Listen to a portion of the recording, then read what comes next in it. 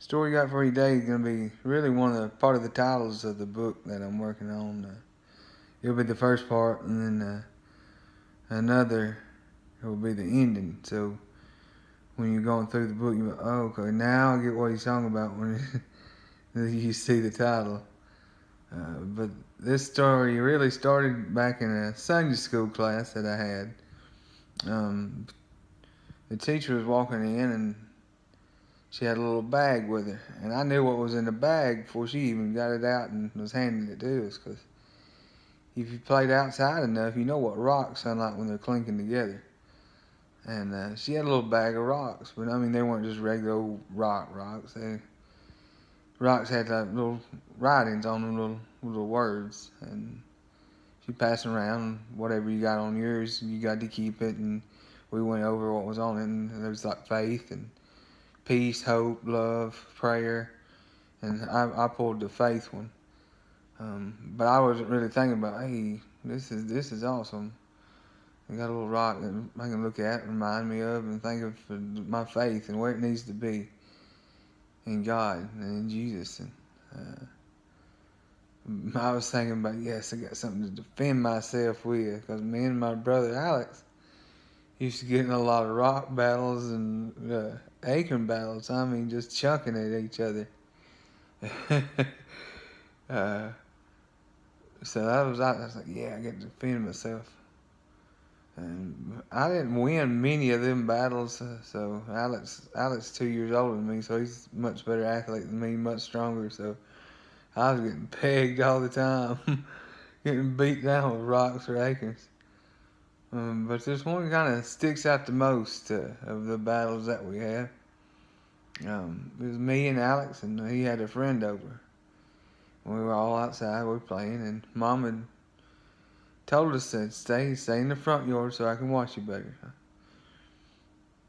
And our front yard was fun. I mean, we had some few woods to play in. I mean, ride bikes, throw baseball, throw football.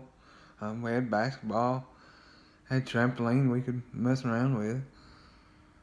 But telling us not to go in the backyard, it was like sticking your favorite ice cream in front of you and saying, nope, you can't have it.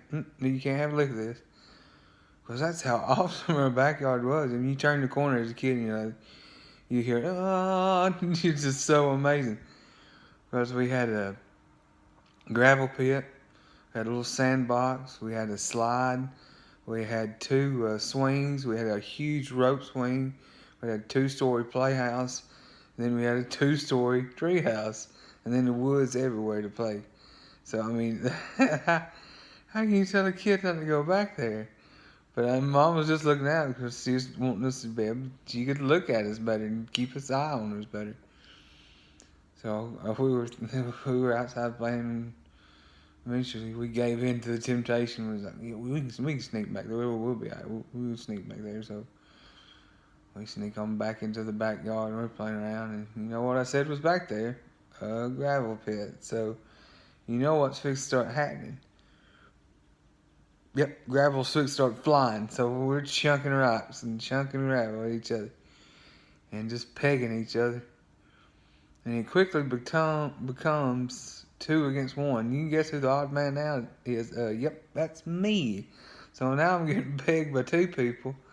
And I'm trying to find a place to get, and I finally slide behind a tree. And pow, pow, pow, pow. I mean, rocks are just pegging off the side of that tree. What am I going to do? What am I going to do? So we had our little playhouse here. I'm going to make a break for the playhouse. So I take off running as fast as I can, but running for me is not too fast. I'm definitely the tortoise side on your little lawnmower, not the tractor side. When I finally get there, after getting hit probably 100 times already with a rock, and I get in there and rocks just ba ba ba ba ba da, and just smell like a small war beating off the side of the playhouse, flying through our little windows we had. Boom, pow, just hitting the walls inside. And I'm just like, at least they're hitting that instead of me now. And eventually it kind of slows down, pow, ba boom, boom, boom, boom, pow.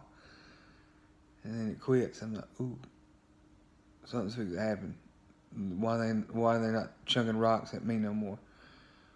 I'm sitting there and I push myself against the door as hard as I can. I'm looking around there and I see something and I grab it. And it's a little cast iron skillet. Because we had a little play kitchen in there. I don't know, you can call it a play kitchen if you cook with what you got. So I grabbed that little frying pan skillet and I'm sitting there with it. And all of a sudden I see something.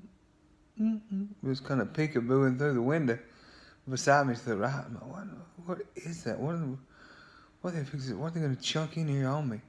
So I start timing. I'm like, and it stuck in. I went, whoo!